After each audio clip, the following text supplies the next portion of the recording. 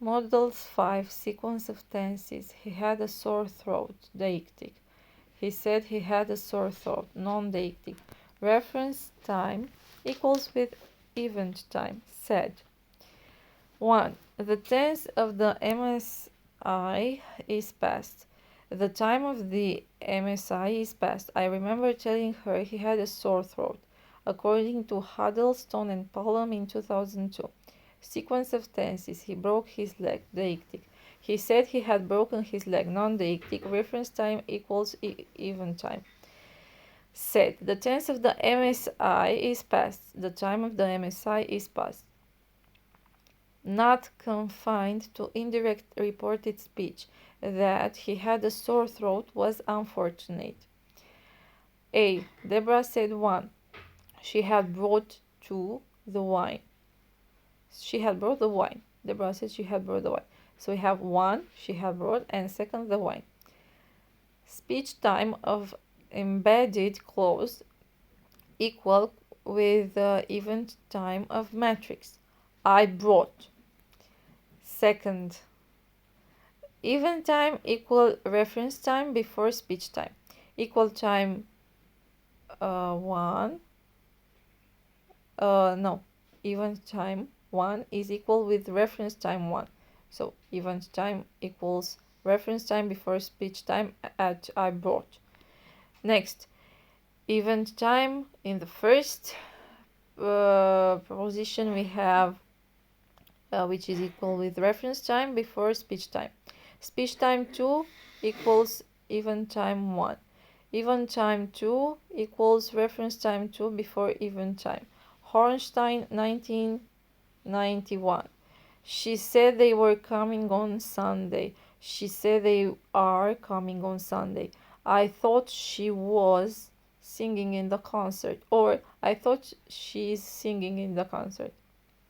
Okay, so we cannot say she's singing. If I say I thought, I have to say was singing. Okay. Next, simplification. A. She asked when I was born. B. She said she wrote it herself. C. She said she had liked sports when she was a girl. D. She said she believed him. E. She said she had believed him. A. He said she was the daughter of the prince. B. The monarch remembered his prophecy with amazement, but he said he didn't recall doing it. So the emperor was left to question his memory. C. He said his name was Rumpelstiltskin. Free indirect speech. George was paranoid. Was the computer actually listening to their conversation? Was it safe to talk in front of him? B. If this was his time to show courage, he figured then that was what he would do. He would stand there until they arrived, and then he would take them on in boy to robot combat. C. Who'd led her in on this? What gave and why hadn't someone warned him? Had something new cropped up? At a guess, he'd guessed the oracle must have cooked this up with fraud. Fair enough, but why? Past simple, deictic. Reference time before speech time. 2008 was a leap year. Habitual. She rode a bicycle to school when she was a child, which is equal with would ride. Non-deictic. Narratives. Remote. Modal value. If clauses, after which, etc. Politeness. I wanted to ask you versus I wanted to ask you. The subjunctive mandative. A. It is essential that he be told. B. We insist that he come on time. A. C. It is essential that he should be told. D. We insist that he should come on time. A. E. We demand that the park remains open. The subjunctive. She insisted that they wear a tie. B. She insisted that they wore a tie. The subjunctive. She insisted that they wear a tie. She insisted that they wore a tie. C. I suggested that she should be aware of it. D. I suggested that she was aware of it. E. He insisted that all the murderers should be hanged. The subjunctive. A. She insisted that they wear a tie. We have here two meanings. B. She insisted that they wore a tie.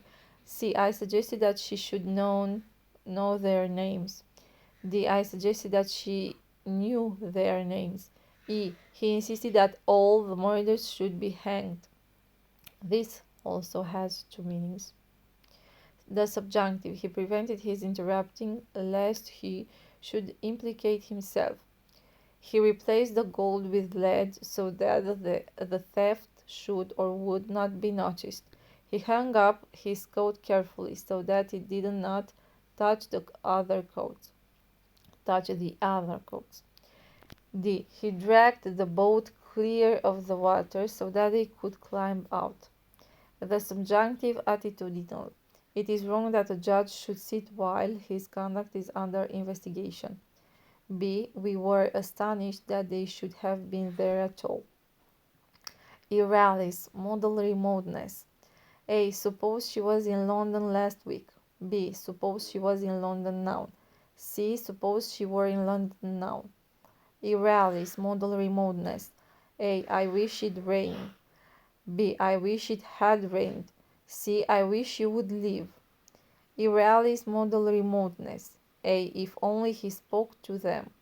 B. If only he had spoken to them. Model remoteness.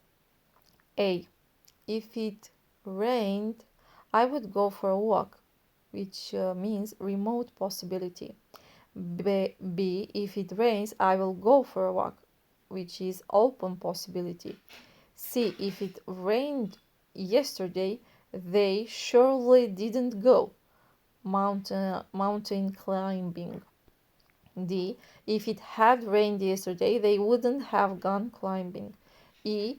If it should rain, you must return immediately.